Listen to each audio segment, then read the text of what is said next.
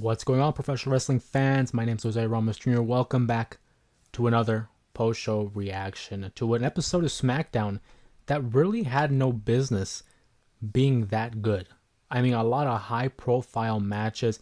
Every single matchup that had taken place tonight had championship implications, or just straight out had championships on the line. I mean, and again, when you don't even talk about the championships, I mean, you talk about the storytelling.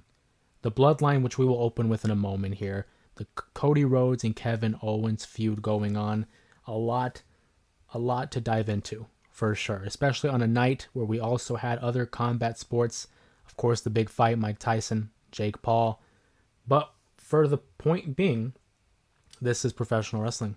We're here to talk about SmackDown. And SmackDown heavily influenced by the Bloodline.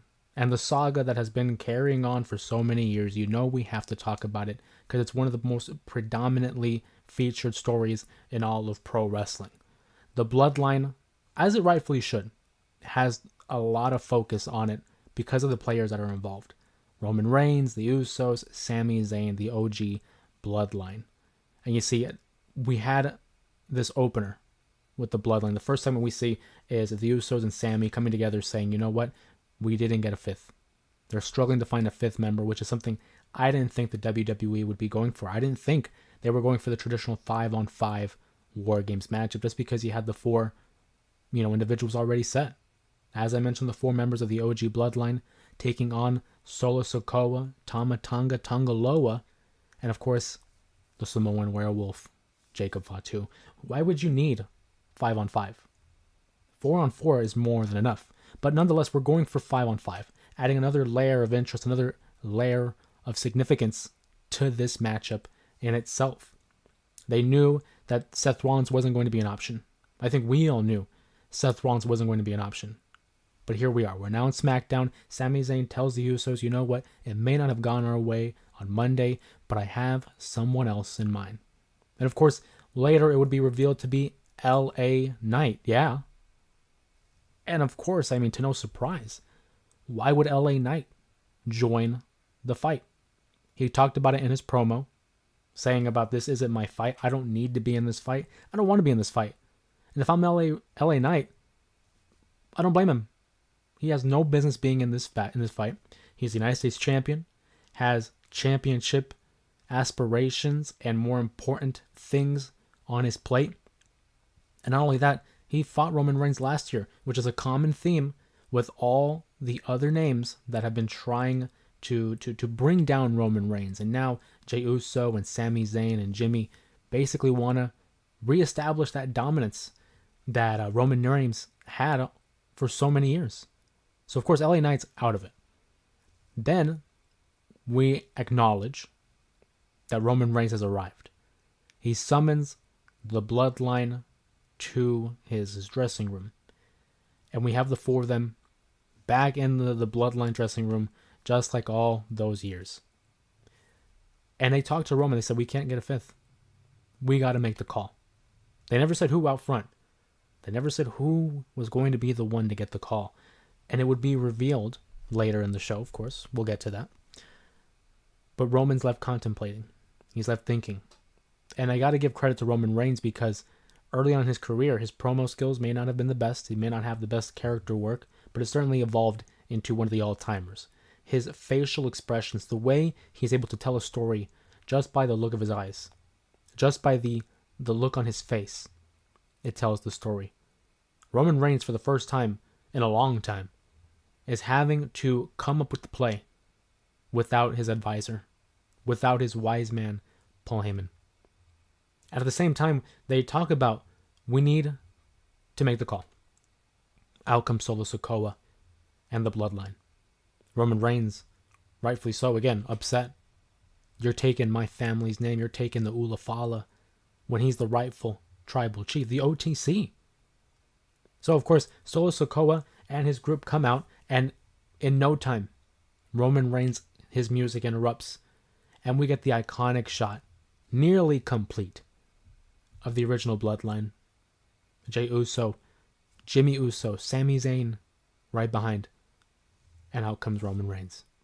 And we get a huge beatdown. We get a huge smudge between both iterations of the Bloodline. Ultimately, the babyfaces are getting the upper hand. But then, out of nowhere, Big Bronson Reed enters the fray. We may have just found our fifth member, says Solo Sikoa. He would help Jacob Fatu dismantle the Usos, dismantle Sami Zayn, lay out the OTC. And it begs the question, why? Well, if I'm Solo Sikoa and I'm trying to recruit members for a War Games matchup, number one, a guy like Big Bronson Reed is a solid pick. To see the level of destruction, to see the level of mayhem that he has caused over the last couple of months, that fares really well for his bloodline. But then you also look at it from this perspective. Seth Rollins was among the people that Solo Sikoa was trying to recruit, and Seth Rollins turns him down. He says, you know what, no, not my fight. Not my fight. He says, I don't want to be in the same ring as Roman Reigns, let alone team up with a copycat of Roman Reigns. And it makes sense. So I look at it from Solo Sikoa's perspective, right? Who does he have beef with? He has beef with Big Bronson Reed. We don't need you, Seth. But we'll take the other guy. We'll take the guy that has been dismantling the Raw roster week in and week out. So now we get the shot of Bronson Reed side by side with the Bloodline. Jey Uso and Roman Reigns are left in the ring, and we have this dialogue. That's what I love about the Bloodline saga, is they're introduced this aspect of storytelling where we can hear what is being said in the ring. And Jey Uso's talking to Roman, and he says, make the call, Uso. We gotta make the call. But again, the question is who? Who is the call? At this point in time, I'm thinking it's Seth Rollins. Seth Rollins obviously has a history with Roman Reigns. They go back all the way to their Shield days.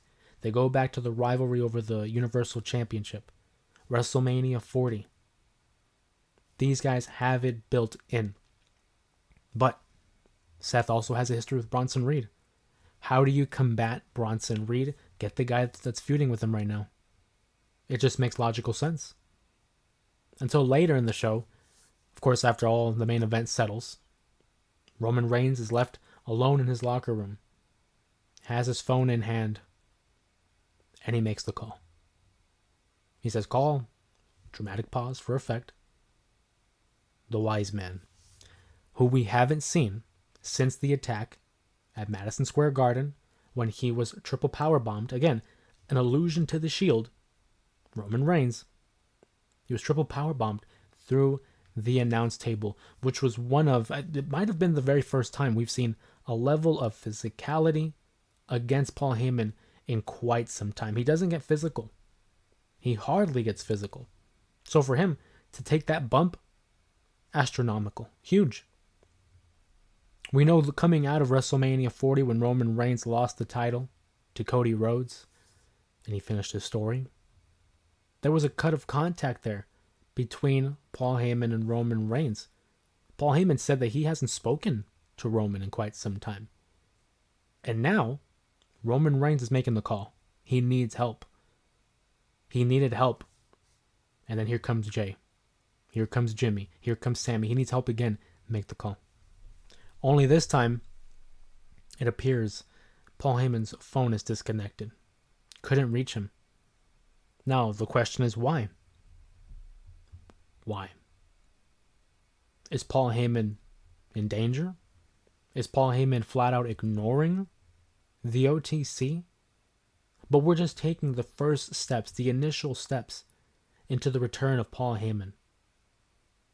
I'm thinking Roman Reigns loses the match at WrestleMania 40. He cuts contact with everybody. The Rock, Paul Heyman, Jimmy, Solo. He cut contact.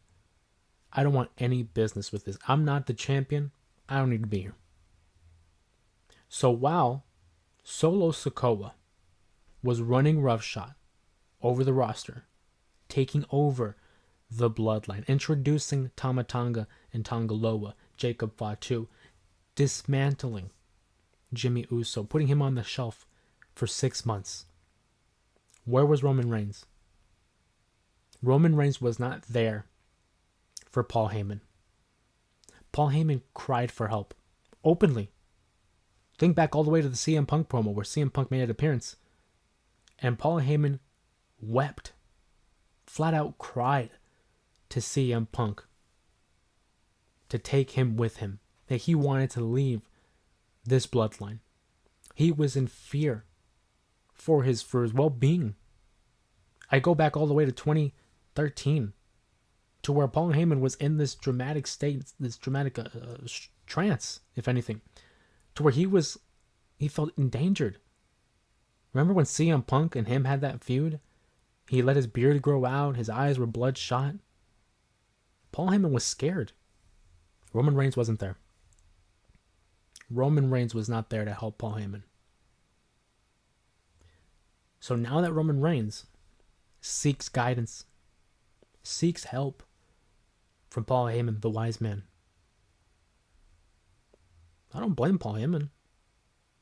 He doesn't feel the need to help Roman. You weren't there for me.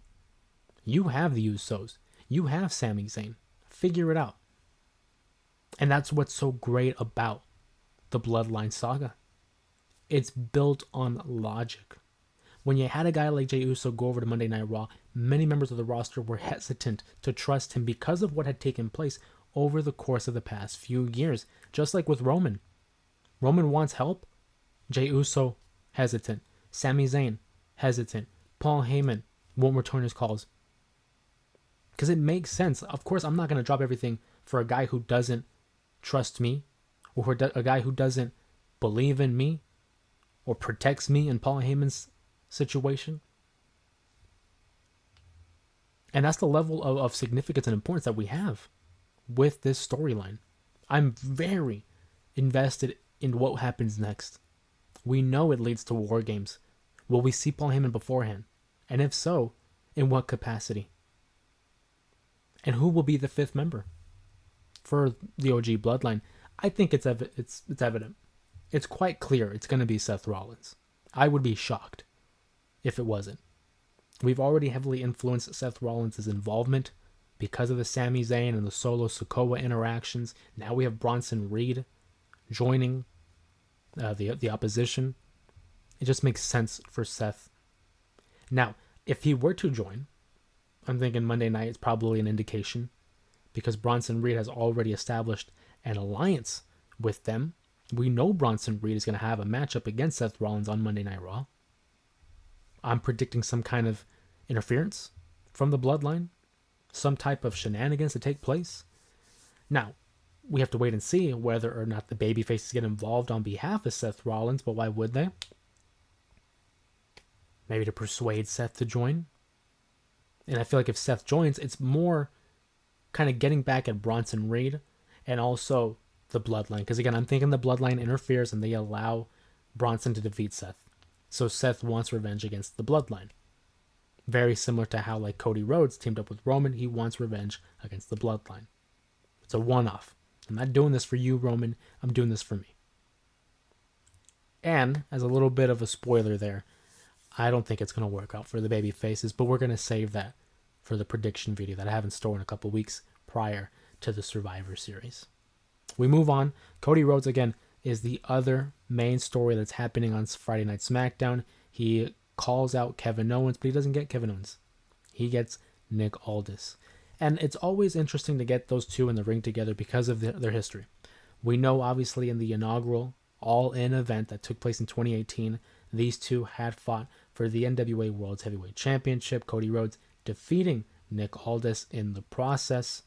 And so it's interesting to see whenever these two get involved. He talks to Nick Aldis saying, bring him to this ring. I need to deal with Kevin. And he believes it's a matter of money. That's why he's not letting the two hash it out. And Nick Aldis says it's not about the money. It's never been about the money. They want to deal with this internally. And Cody Rhodes, again, takes it personal.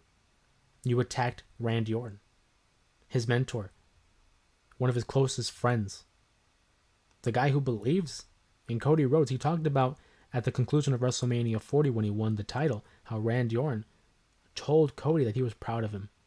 And you know, for a guy like Cody, he doesn't take that lightly. It's a sense of loyalty.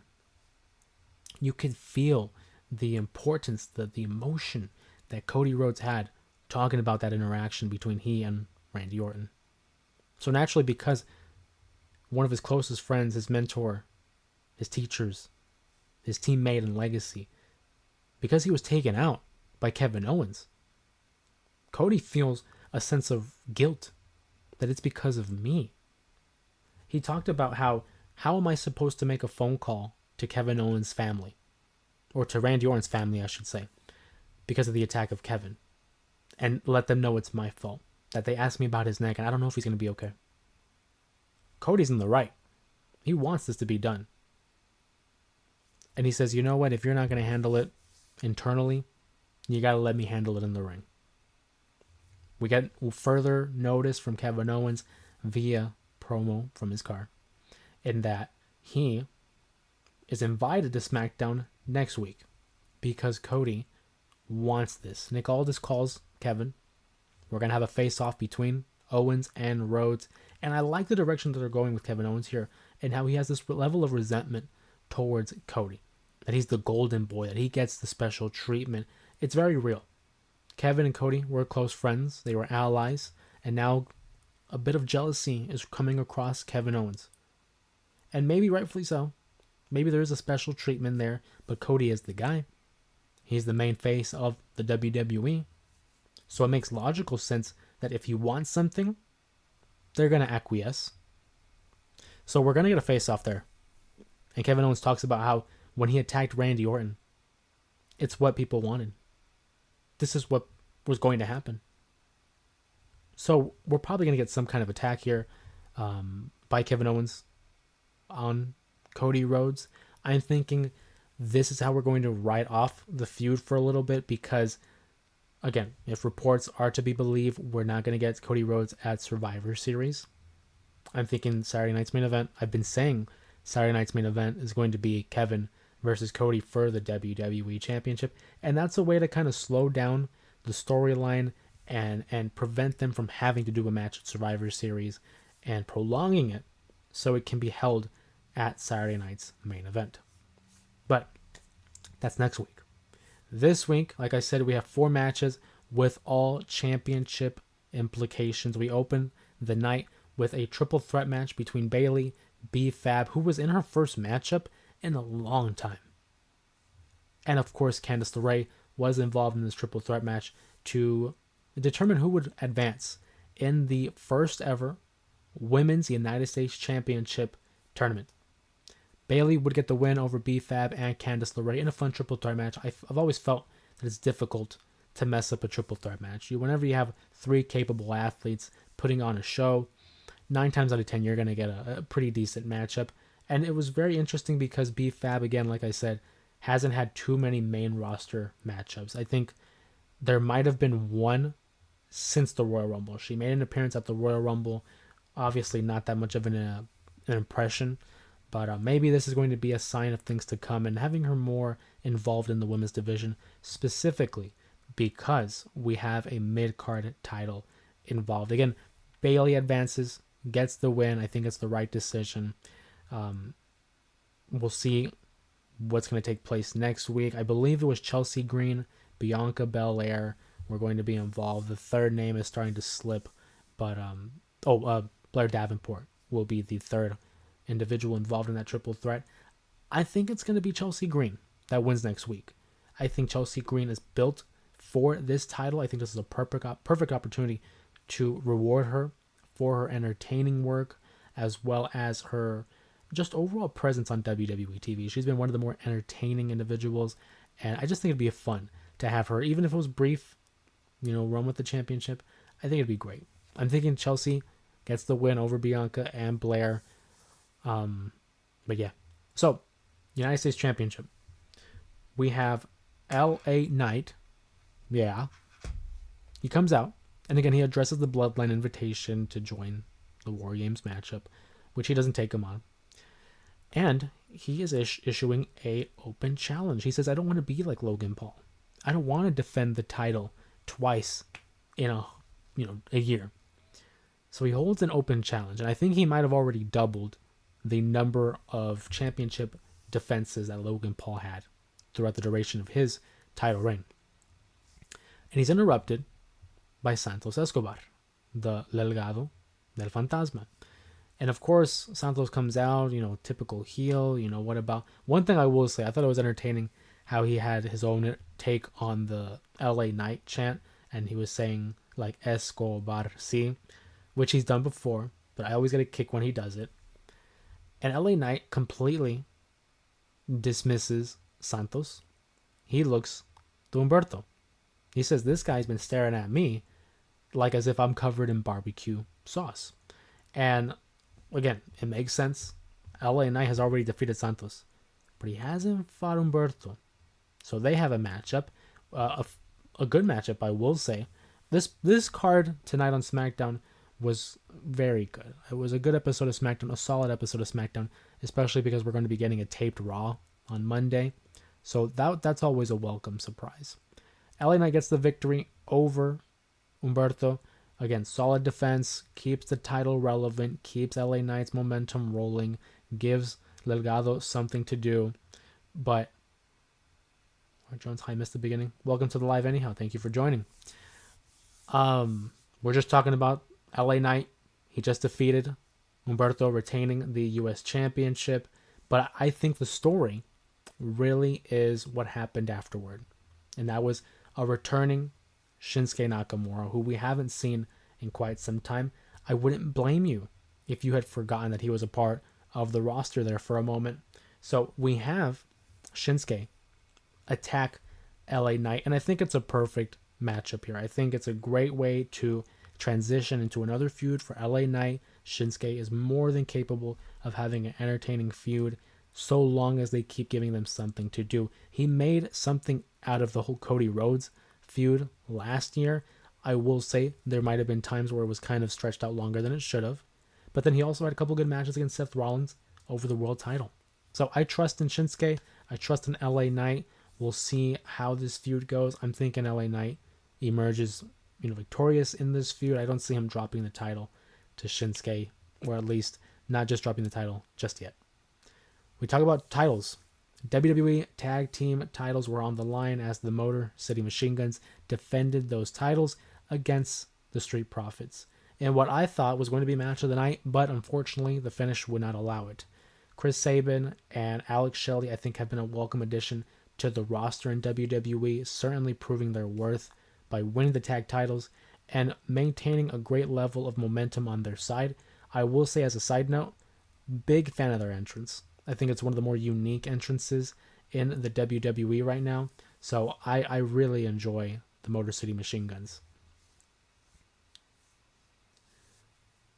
Alex is right. We did talk about the Bloodline, but I will catch it on the replay. We can talk about it afterwards too.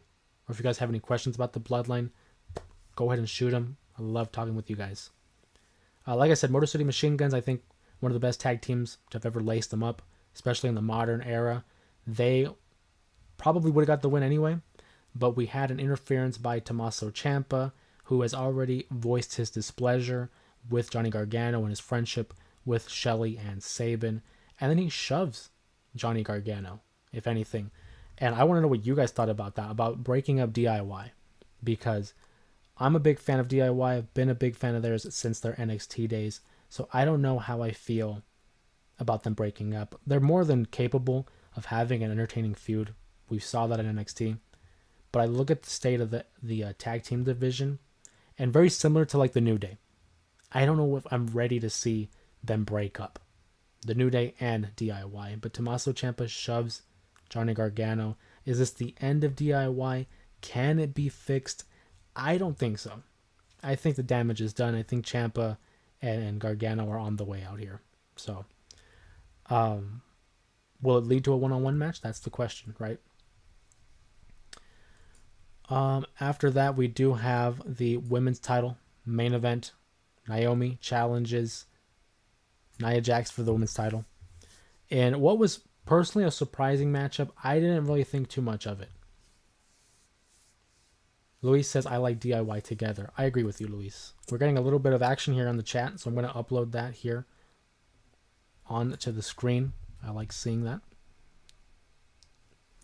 Um, you like DIY, yeah. What was your favorite DIY match, by the way, Luis? I would have to say mine, for sure, Toronto. When it was NXT Takeover Toronto in 2016, when they had faced off against the Revival.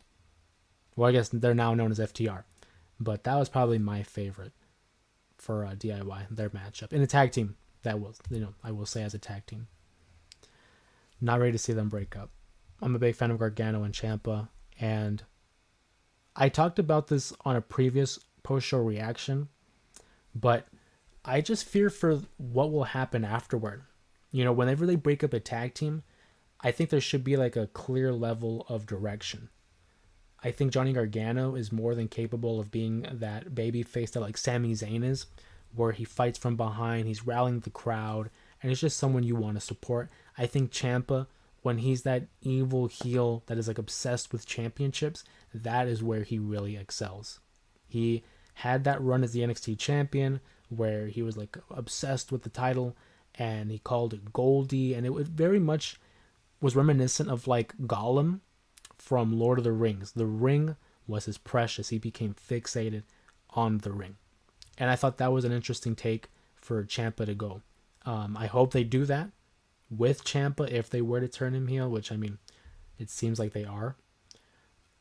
But more than capable. But I just fear for what we're going to do moving forward. I hate when people, and it's not just WWE, but just in general, when companies break up a tag team and have nothing afterwards planned. So we're just breaking them up to break them up. You should use this opportunity to push Ciampa and Gargano in the U.S. title picture. Maybe even the world title picture. That's a long shot.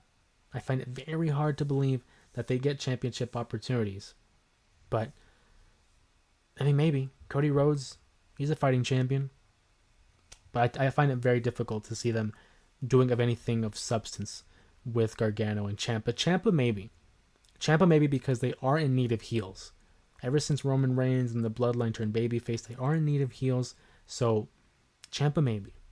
Gargano, he's the one I fear for, and I prefer Gargano. I love Ciampa. Don't get me wrong, love Ciampa, but I'm a Gargano guy. Which do you guys prefer, Gargano or Ciampa? That's just my question to you. Like I said, the main event, Nia Jax had an entertaining matchup. Surprised me. I didn't think it was going to be as good as it was. A lot of interference from girls like Tiffany, Bayley, Candice, which I think will lead to some sort of War Games matchup. We're starting to compile all these feuds into one. We saw the tag champs, Bianca and Jade, get attacked by Liv Morgan and Raquel. Again, it feels kind of forced. I'm not going to lie to you. I know it kind of progressed from Crown Jewel because we saw a lot of interaction between Raw and SmackDown, but it doesn't feel as natural for me. I love the prospect of it because I think everyone involved is talented. I think everyone involved can pull off a great War Games matchup. But from a narrative standpoint, it doesn't feel as natural, right? So that's my take on it. SmackDown again, entertaining. I didn't say Nia Jax retained against Naomi. Obviously, you guys know that you saw. I think it's the right call. Love Naomi. And I will say, hopefully you guys caught this. When Nia Jax hits the Annihilator on Naomi, she kind of spreads her feet out. And I promise you, her right foot was underneath the bottom rope. Now, I'm not an official. I'm not a referee. But I'm thinking that's a rope break. Naomi shouldn't have lost that matchup. I'm thinking, Peter Parker says I prefer Gargano. That's why I'm a big fan of Spider-Man. Right on, Peter. I'm thinking a rematch is in place. Look at how King of the Ring happened. And Gunther didn't get the shoulders of Randy down completely. They revisit it later. Because it just makes sense. Nia Jax pinned Naomi with her foot under the rope. That's going to give Naomi an opportunity to dispute her loss. And I think we're going to get a rematch. Whether or not the WWE acknowledges that, have to wait and see. But I certainly think it's an opportunity there. Maybe Saturday night's main event. I don't know. We are going to have the U.S. title there. The women's U.S. title, that is. Defended at Saturday night's main event. So it's certainly an option there for the WWE to take place. But a good episode of SmackDown. What did you guys think? What was your favorite part? I'm willing to bet it was probably the Bloodline stuff, because I know that's always just great. There are times where they're kind of suffering from a lull, I will say, but whenever you guys think, man, they're losing steam or they're losing momentum, the Bloodline always finds a way to re-inject some energy, some interest in it. People were thinking, this whole Jacob Fatu, and no, they were thinking the Tamatanga Tangaloa, it's okay, and then Jacob Fatu comes in. And then we're getting the constant beat down, so I'm like, I don't know. And then The Rock makes an appearance. So, War Games should be a great matchup, should be a great card at Survivor Series. Of course, we have the War Games matchup confirmed for the men. We have Gunther versus Damian Priest for the world title. Should be a good matchup as well. Knowing how those two are, they had a good match at SummerSlam for the title where Gunther did defeat Damian Priest. But that's about it. We don't have any other matches announced. Of course, I'm anticipating the women to have a War Games matchup, but not official until it's official. But yeah, a good episode of SmackDown. I enjoyed it very much. Looking forward to Raw. We're having, of course, another post-show reaction scheduled 11:15 p.m. Arizona time, and we'll see how that goes. It is a taped episode. I've done a good job of avoiding spoilers, so hopefully that streak continues leading into Monday Night Raw. But right now, any questions, any topics you guys want to discuss in regards to the WWE, also open to other promotions like TNA, AEW. I've always said that when it comes to the J Area Wrestling show, it's open-ended. It's up to you guys what you guys want to talk about. I'm very much open about any topic. Laura says, there was a time when I was so over Roman Reigns, but he managed to pull me back in again. This is great. 100% with you. 100% with you. Can you guys remember when Roman Reigns and the Shield had broken up? And there was a point where they were force-feeding Roman Reigns. And it's like anytime he was getting momentum or a push, fans, I was one of them. I was one of those fans that was pushing back, no, we don't want Roman. I was very much a Bryan Danielson, Daniel Bryan guy. Dean Ambrose, I thought those were the guys. But they kept pushing Roman, and they kept pushing Roman, and then he was getting these reactions, and it was one of the more polarizing figures in all of WWE. It wasn't like Cena, where Cena was 50-50, cheers and boos. Roman was probably 80-20. 80% boos, 20% cheers. So when they made the change to the Tribal Chief and then the Bloodline saga, man, what a great pivot. And turning him heel, no less. I feel like turning someone heel can really help a wrestler, because you're reestablishing that credibility. I think you're giving them confidence. Look at what happened to The Rock, John Cena. You turn those guys heel, and then they just naturally got over as baby faces, just based off of entertainment value.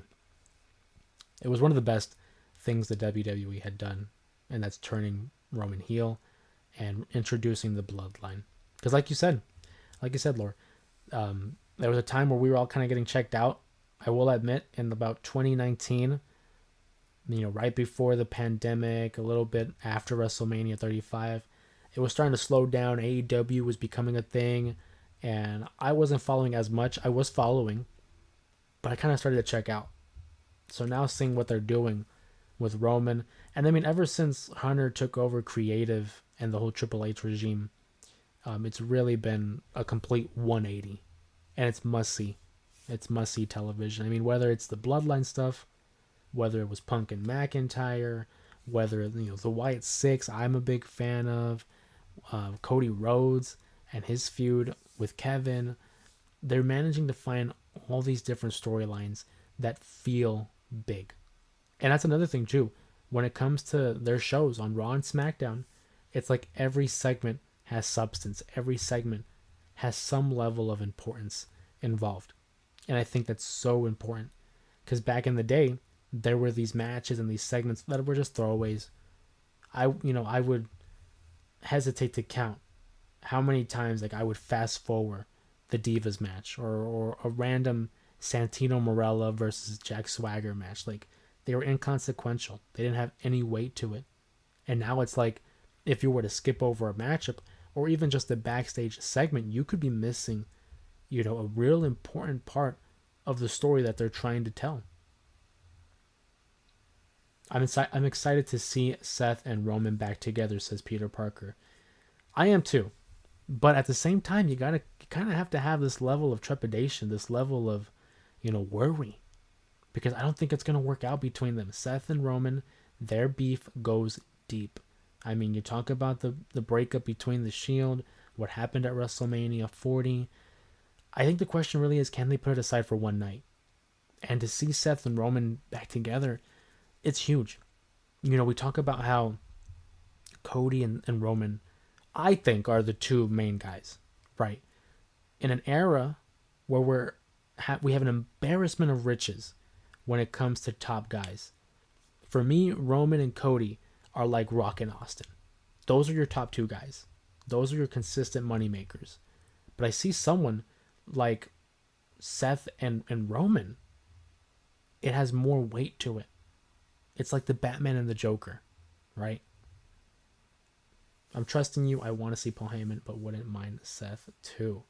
Hey man, I think either one is a win. Honestly, either one's a win. I love Paul Heyman.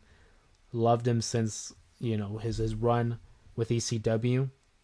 And then his run with CM Punk and Brock Lesnar. Paul Heyman, in my opinion, is the greatest manager of all time.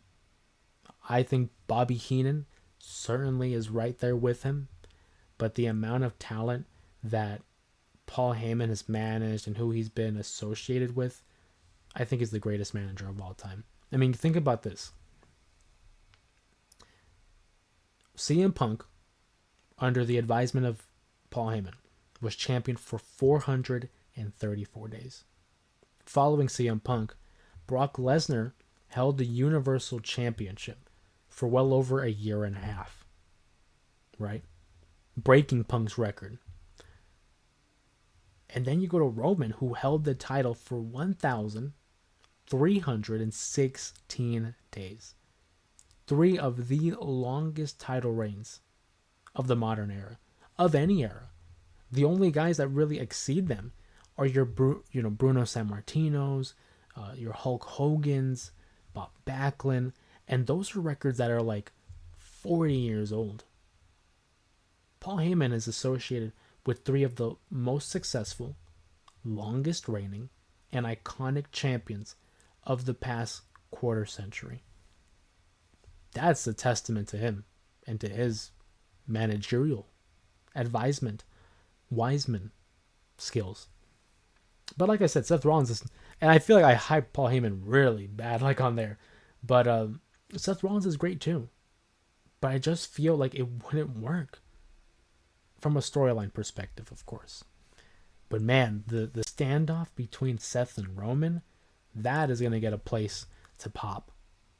Because again, the last time we saw these two in the ring together was WrestleMania 40, when Roman Reigns has the chair in hand, has the victory in hand, and instead of whacking Cody, that pride, that trauma that he felt from Seth all those years ago crept back in, and he lays out Seth Rollins with that chair. It was the downfall. Seth Rollins not only broke the Shield, he broke Roman Reigns. It was a big part of breaking that 1,316-day title reign. We talk about how Cody Rhodes could be the arch nemesis for Roman Reigns, but it's like Seth Rollins, I think, is the kryptonite. I think he is the Joker to his Batman. Congrats on your 2K subs. I see something peeking about your belt back there. Thank you. I appreciate that. Thank you for the 2K subs. Yeah, I do have a balloon there. It was a gift. I'm going to real quick. You can kind of see it now. 200,000, if only, right? 2,000 subs back there. It's been one hell of a ride.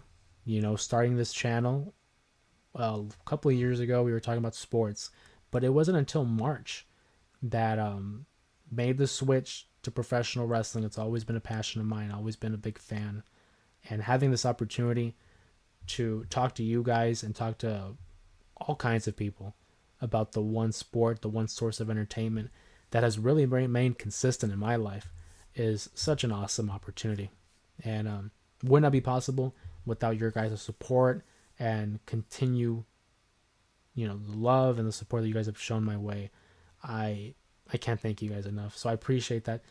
Thank you for the congratulations. Thank you, Sylvia. Thank you, Laura, as well. Appreciate the congratulatory comments there. And that's just the beginning, right? Like I said, in March we made the switch. It's November. So what is that? 8 months, and we've been able to amass 2,000 subs, and we're just gonna keep growing. That's why whenever I do these intros to videos, I talk about the J area. It's not just my area because my name's Jose. It's all of our area. It's all one place for us to come together and talk about pro wrestling. And as long as we keep growing, I'm gonna keep up showing. So it's just, again, been an awesome opportunity, especially when it comes to these post-show reactions, the lives, which I've been having a lot of fun with, and being able to interact with you guys and have this back and forth dialogue, whether it's about, the current product or just the history in general. I'm a big history buff when it comes to sports, especially when it comes to pro wrestling. So anytime I do like these lives, I enjoy talking about what's going on the product, of course, but I'm more than welcome any questions or just talking about the history of it all. I've been following it since I was like a young kid. I was 2 years old watching SmackDown when it was like The Rock. And I just haven't been able to let go. It's been a bug that I haven't been able to get rid of. I got bit with the wrestling bug at a very young age and have not been able to let it go. So again, thank you guys for the congratulations, and we're going to keep growing. The next milestone, of course, is 3,000. I don't know if I'm going to say anything or post anything, because I posted something when it was 1K, 2K, and I don't want it to be like every 1,000, right? I think the next one we should push for 5. Once we get to 5, then we can do something, maybe have like a special live, or I don't know, but hopefully we get there by WrestleMania. WrestleMania, by the way, WrestleMania 41, coming from Las Vegas, Nevada, Allegiant Stadium, takes place April 19th and April 20th. What a birthday gift, because my birthday is April 19th. So for it to fall on one of those days is awesome. I probably won't be doing anything for my birthday except watching the show, because I really feel like, WrestleMania 41 might be bigger than 40. And I thought 40 was the biggest one of all time. Like, what a show, right? And it's only going to get bigger and bigger, I feel like, not only from a storyline standpoint, but just from business. It's going to keep getting bigger. But, if you guys have any questions about the current product or just in general, go ahead and shoot them. I love having these kind of dialogues and just conversations with you guys.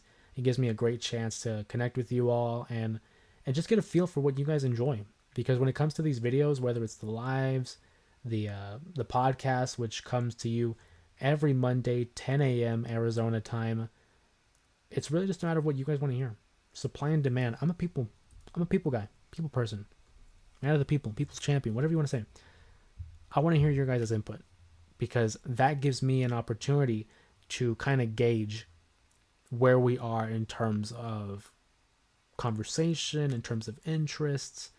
And if you guys don't, give me that feedback, I'm just going to talk about things I like, but I'm more than happy talking about things that you guys like. What a great birthday gift, WrestleMania on your birthday. It really is.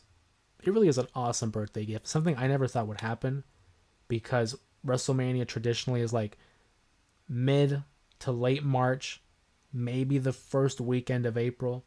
And so to see them kind of push everything back, especially with the Royal Rumble being in February, WrestleMania is like April 19th and 20th, like that's crazy, honestly, to have it that far back. I'm so used to it being like March 31st, April 2nd, like around there. So hopefully it's a good one. I would hate if it was like a bad WrestleMania. That would suck. But given the current status and the current state of the company, I can't envision that. WrestleMania 39, huge hit.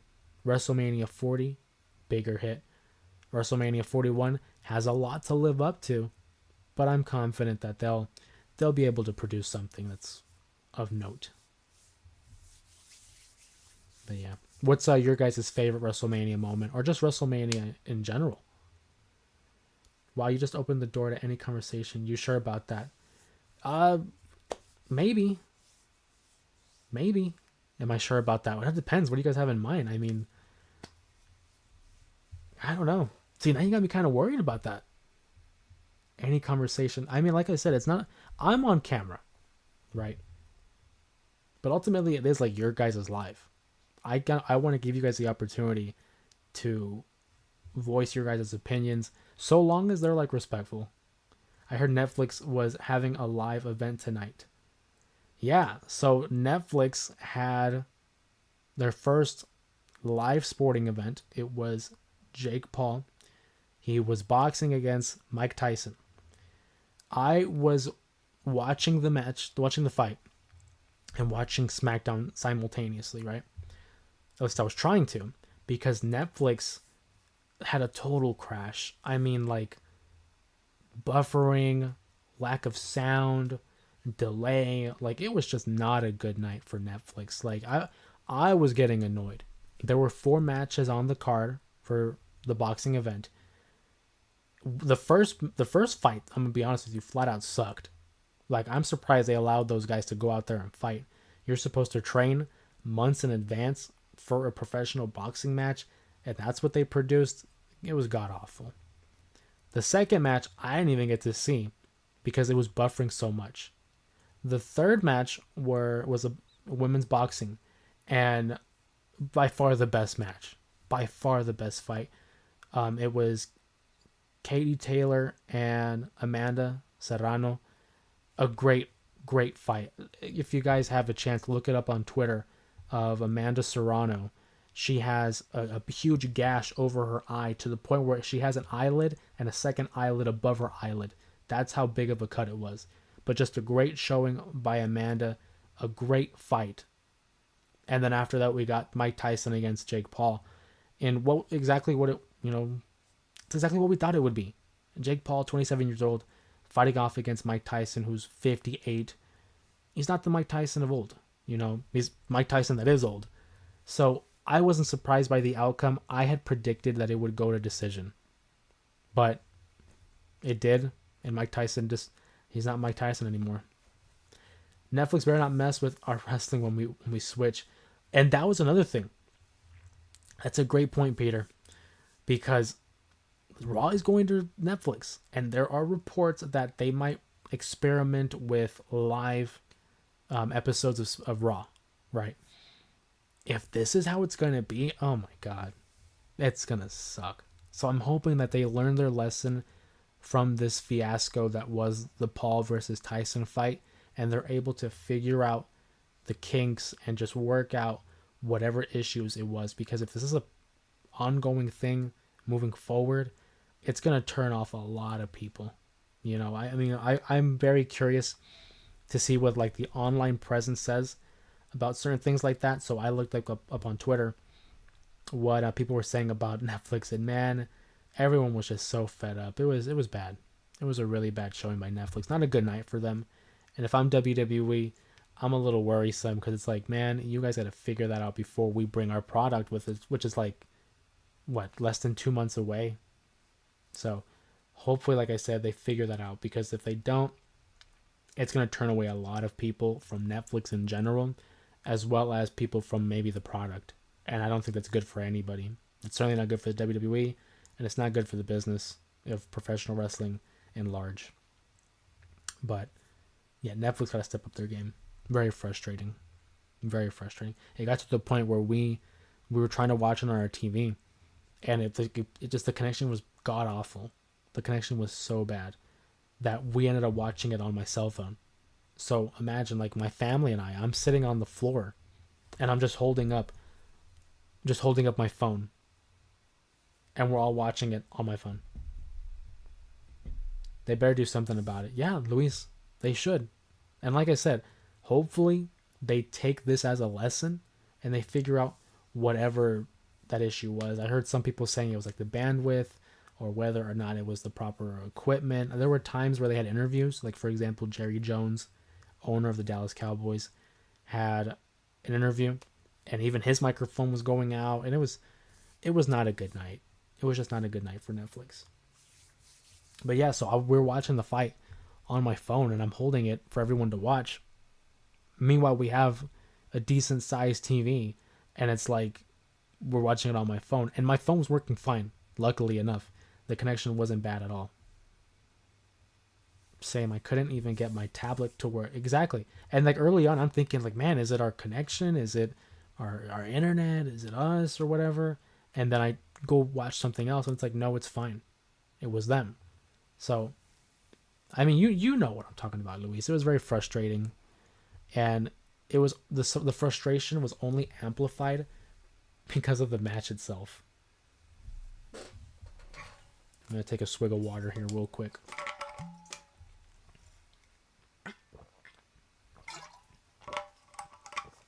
Because like I said, 3 out of 4 of the fights, well, I shouldn't say 3. 2 out of 4 weren't really that good. The opener, like I said, god awful. Which I mean, it was an undercard fight, which makes sense. The main event was what it was. Like I said, we weren't expecting a classic. The second fight, I didn't get to watch because of the internet connection. Or not the internet connection, but their connection. But Taylor versus Serrano. Great match. Great fight. Hopefully there's a third matchup between the two. Yeah. I thought I'd forgotten to pay my bill. Tell me about it. I'm telling you, like, a lot of us were thinking, like, man, is it us? And that's why I went to, like, Twitter, because I was like, it can't just be us. Like, there's no way. And luckily enough, went online, and I saw a bunch of tweets.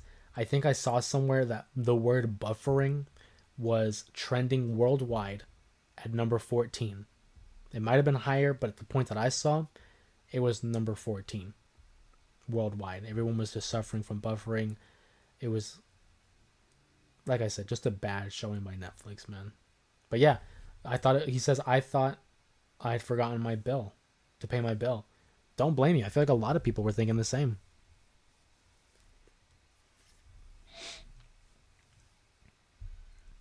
But yeah. Overall, it was an okay show. Not SmackDown, the Jake Paul. I keep wanting to say Logan. The Jake Paul versus Mike Tyson. It was, if anything, I'm glad with the women's match. That was a great fight. SmackDown, awesome show. No notes. Big fan of what they're doing with the Bloodline. Just curious to see how we're going to integrate Seth Rollins back into it. Peter Parker says, but it didn't buffer when they were interviewing Tyson. No, it didn't. No, it didn't. It didn't buffer. And that's crazy to think, right? I don't know if you guys saw it. If you didn't, I don't know if you wanted to. If you didn't see it, you probably saved yourself a little bit of trauma. They interview Mike Tyson. Well, it was his son that interviews Mike Tyson. And it's whatever. It's, a pre-match interview. And Mike Tyson begins to walk away from the camera. He turns away and the camera pans over. And you see Mike Tyson's bare ass on the TV. But it was like, didn't fail. No buffering. It was right out. Sun's out, buns out. And it's like, I did not need to see Mike Tyson's cheeks on my phone like that. SmackDown never disappoints. It really doesn't. I mean, well, I shouldn't say it never does. It just hasn't in a long time. It hasn't in a long time. But yeah, if you guys look up, I mean, I'm not imploring you to look up Mike Tyson's cheeks. But I'm just saying, if it comes across your timeline or whatever, you know what I'm talking about. I didn't need to see that side of Mike Tyson either. So, SmackDown, great show. So yeah, as we bring this post-show reaction to a close pretty soon. I'm dead. I didn't need to see that. Why did you guys have to bring up Mike Tyson? Now it's all like, I was just getting over that. It wasn't even in my mind. Was able to watch SmackDown and, get my mind off of a mediocre I would say pay-per-view, but it wasn't pay-per-view, a mediocre boxing event. And you had to bring up Mike Tyson back up. Like, man, I did not need to see that. But yeah, as we start to bring the post-show reaction to a close, go ahead and sound off in the comments, in the chat, anything you guys want to talk about while we have the next 5 minutes here. I try to close it out with about an hour because lately we've been having a lot of action here on the live shows, which again, very much appreciative for. You guys continue to show out and support, and I appreciate that. And so long as I have the ability to provide quality content for you guys, I will do so. And like I said, regardless of what Alex says, I'll leave it up to you guys on what you want to talk about. It might be a dangerous game, but at the end of the day, it's all conversation. So, but yeah, big milestone we hit this past week, hitting 2,000. And it's only the first of many. Like I said, it's only been 8 months since we've begun accumulating this following that we've had in the J area. And it's only so much more to come.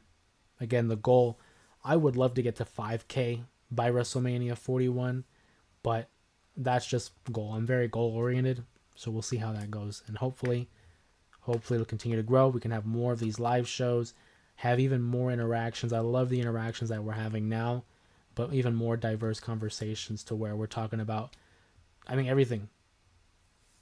Thank you for interacting with it. Always fun to do this. Man, the pleasure is always mine. The pleasure is always mine. You guys say thank you to me.